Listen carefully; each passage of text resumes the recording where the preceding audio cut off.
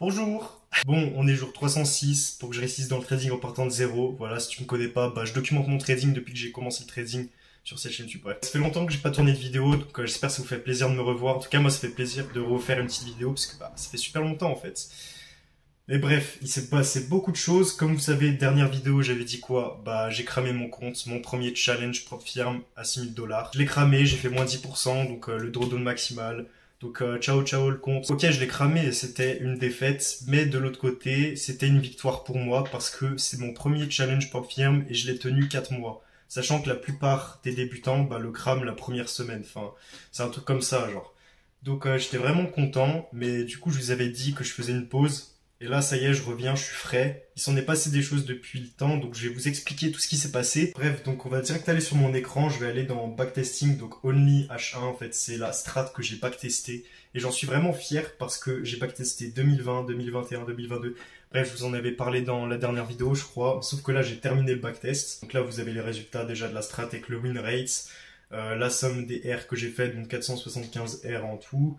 J'ai fait combien de trades? J'ai fait 863 trades au total. Donc, j'ai un nouveau challenge pro firme. D'ailleurs, je suis en position, bref, j'ai un achat qui tourne sur le gold. Donc, premier trade sur ce challenge-là. Je vais vous expliquer pourquoi j'ai repris un challenge pro firme. D'ailleurs, les gars, ça n'a rien à voir. Je sais pas pourquoi je me suis retrouvé sur le site l'Europiana.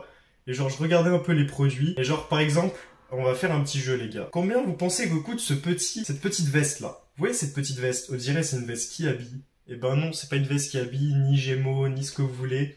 C'est une veste l'Europiana et ça coûte 2200 €. Je sais pas pourquoi je me suis retrouvé sur ça, ça me faisait marrer. Genre j'essayais de deviner les prix, genre ça. Essayez de deviner le prix de ce machin-là. Genre ça c'est le pull en fait. Et ça coûte... ça coûte un SMIC les gars. Donc si vous travaillez à l'usine, vous économisez plus d'un mois pour vous payer juste un pull. Voilà. Voilà les gars, c'est tout pour moi. Bref, on va retourner au trading parce qu'on s'en fout un peu de ça. Je sais pas pourquoi je vous montrais, je trouvais ça marrant. Puis ça fait longtemps que je vous ai pas parlé, donc faut bien rigoler un peu et tout quoi. En vrai, je me rends compte que je vous ai jamais vraiment remercié pour tous ceux qui me suivent, tout ça, qui suivent mon parcours. Ça fait vraiment plaisir parce qu'à la base, les gars, je suis un mec solo. Je suis un mec solo, genre je suis chez moi, j'ai arrêté mes études. Et je suis solo en fait, je sors pas vraiment beaucoup. C'est la vie que j'ai décidé de mener. Mais en tout cas, merci à tous de me suivre parce que ça me fait vraiment plaisir. Et les commentaires aussi, la plupart des gens, vous êtes bienveillants. Vous m'avez tous encouragé, vous m'avez dit, ok, t'as cramé ton compte, c'est une étape obligatoire, enfin que tous les traders passent. Et vous avez pas été là en mode, ah, t'as cramé ton compte, bien fait, enfin voilà. Voilà, je vous dis juste merci les gars. Mais bref, on va parler un peu de mon backtest, aussi mon nouveau challenge pas firme, pourquoi je l'ai commencé. En fait, je l'ai commencé, je vais vous dire directement, parce que j'ai fini mon backtest et il est très prometteur. Donc là, vous voyez, j'ai une page résultats de la strat. Donc je cliquerai dessus et je vous montrerai tous les résultats de la strat. J'ai mis toutes les datas qui étaient importantes. Enfin, pour moi, j'en ai pas oublié. Peut-être que j'ai oublié certaines datas. Parce que après, je sais que parmi vous, il y en a peut-être, il y a des pros, genre qui codent des bots, tout ça. Enfin, qui sont graves dans le codage, dans les mathématiques. Donc vous aurez certainement d'autres datas. En tout cas, moi, j'ai mes datas pour moi qui sont vraiment importantes, prioritaires pour moi. Mais bref, je vous montre ma strat. Elle est vraiment très très simple. D'ailleurs, je commence à la trader, mais j'avais pas réellement les datas, donc j'étais pas vraiment sûr. Enfin, après, je savais que j'avais plus de 50% de win rates, et d'ailleurs, là, ça le confirme, parce que, vous voyez que j'ai 51% de win rates. Bon, après, bien sûr, les BE sont comptés dans les wins, mais bref. Donc, regarde la vidéo si c'est intéressant pour toi. Et du coup, en fait, pourquoi j'ai décidé de backtester cette strat? Par exemple, j'ai l'alternative, ok, je suis en H1, ça c'est ma time frame de base, et en fait, ok, on va être en tendance haussière, c'est-à-dire qu'on casse à chaque fois aller plus haut. Et une fois que le prix retrace dans ma dernière zone, je vais passer en M5, donc en LTF, pour après chercher du coup un setup de retournement et prendre position. Sauf que qu'est-ce que je me suis rendu compte? C'est que souvent on a le setup de retournement comme ça. Tu prenais le trade et qu'est-ce que ça faisait derrière? Ça te stoppait et derrière la vision était bonne quand même. Donc en fait tu prends un stop loss et la vision est bonne quand même. Et ça vraiment ça me foutait la rage parce que c'est horrible. Du coup je préfère rester en HTF. Ok, le prix retrace dans ta zone, t'as pas un point d'entrée précis puisque tu vas pas en LTF, sauf que tu sais que t'as plus de 50% de chance que le prix recasse en haut. Donc une fois que tu sais ça, tu sais que t'as une chance sur 2 que ça passe. Si tu risques 1 pour gagner 1, tu sais que t'es BE. Moi en fait je vais risquer 1 pour 2, donc qu'est-ce que je vais faire? Je vais mettre mon stop loss ici à mon point d'invalidation qui se trouve là. Mais je sais que si je suis déclenché, j'ai une chance sur 2 que mon trade passe. Du coup cette stratégie je la kiffe vraiment mieux. Parce que c'est soit ça passe, soit ça casse. Mais du coup, je vais vous présenter un peu les résultats de ma strat. Comme vous voyez, j'ai fait énormément de trades. Donc par exemple, sur un système qui a 50% de win rate comme le mien, et bah vous voyez que des fois, bah là par exemple, j'ai 4 losses d'affilée. Là par exemple, vous voyez que j'ai 3 wins d'affilée.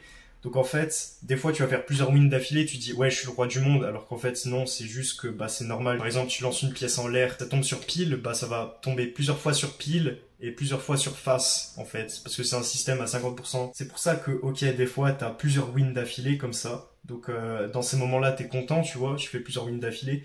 Sauf que tu sais que derrière, eh ben tu vas faire plusieurs losses d'affilée. Et quand tu fais plusieurs losses d'affilée, bah c'est là où il faut pas se décourager. Il faut se dire qu'en fait c'est normal. C'est normal. Tu fais plusieurs wins d'affilée, tu fais plusieurs losses d'affilée.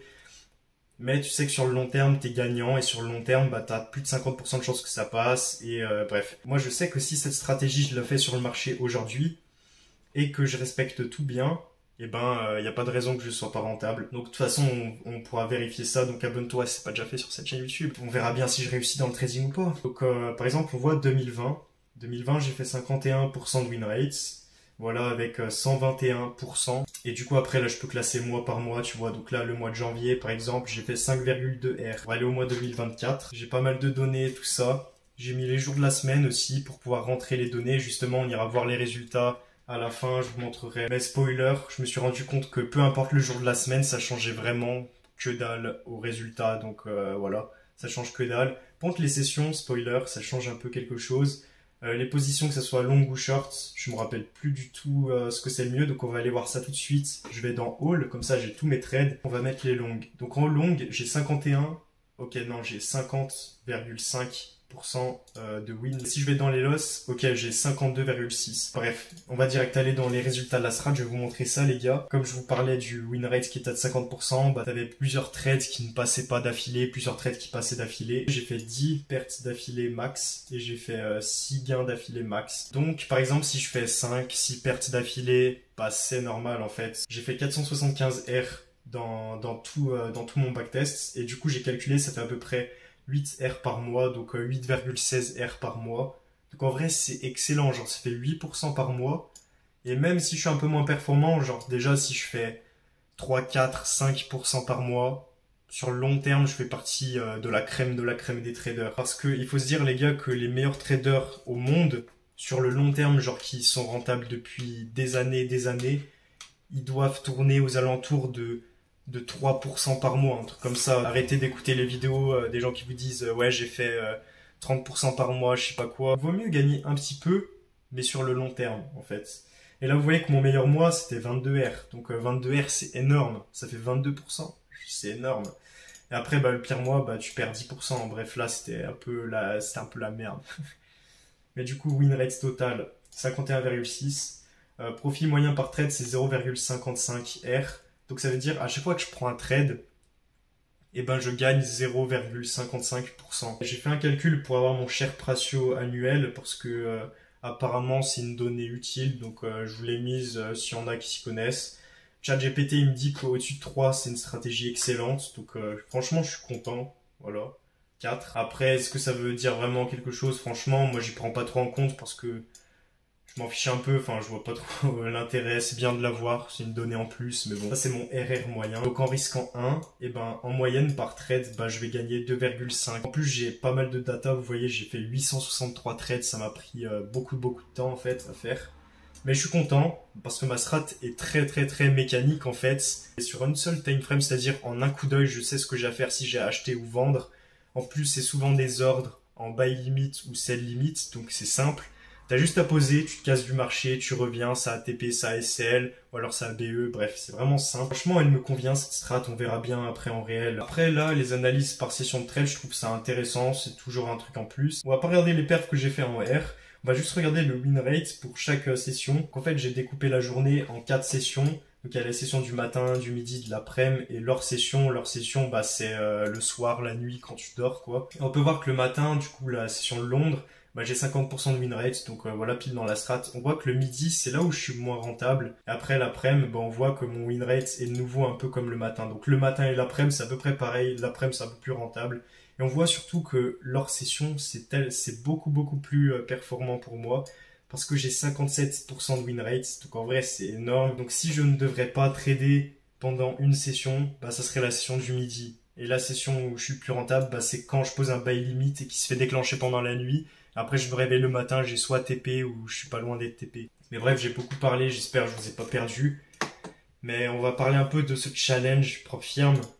Donc je vais aller dessus. Donc c'est un challenge propre firme FTMO les gars. Donc voilà. Comme vous voyez l'historique, bah il n'y a rien encore. Pourquoi j'ai décidé de prendre un FTMO et un 10K? Parce qu'à la base je voulais prendre un 15K sur Funded Next. Mais bon, j'ai décidé de partir sur FTMO parce que FTMO c'est vraiment les best. Voilà, c'est juste ça, c'est vraiment les meilleurs. Du coup je me suis dit ok, en plus il y avait une petite réduction. Je me sentais prêt en fait parce que j'ai pris du recul, j'ai backtesté ma strat. J'ai eu des bons résultats, je me suis dit, bah en fait, qu'est-ce que t'attends, Nathan? Ça y est, t'as ta strat qui est backtestée, t'as tes données et tout, tu sais ton win rate, tu sais que si tu fais plusieurs losses d'affilée, bah c'est pas grave, c'est normal en fait, parce que t'as un système à 50% de win rate, et d'ailleurs je vais pouvoir le monter, le win rate, parce que suivant la configuration du prix, suivant les datas que t'arrives à récupérer, tu peux toujours améliorer le win rate. Et du coup, voilà, je me retrouve avec un nouveau challenge propre firme, FTMO cette fois. Du coup, voilà, je vais essayer de pas refaire les mêmes erreurs que j'ai faites sur mon ancien compte, c'est-à-dire d'avoir peur de perdre. Mais vu que maintenant j'ai backtesté ma strat et j'ai des données, et ben j'aurai plus confiance en moi. D'ailleurs, on a beaucoup qui avaient dit ça en commentaire, tout ça, que fallait peut-être que je backteste ma strat pour avoir les données, pour être sûr de moi, pour être plus confiant. Bah du coup, voilà, j'ai fait ça. En tout cas, si je respecte ma strat, et ben ce challenge, j'aurais passé la phase 1 en 1 mois et demi environ. Parce que la moyenne de ma strat, c'est 8% par mois en moyenne.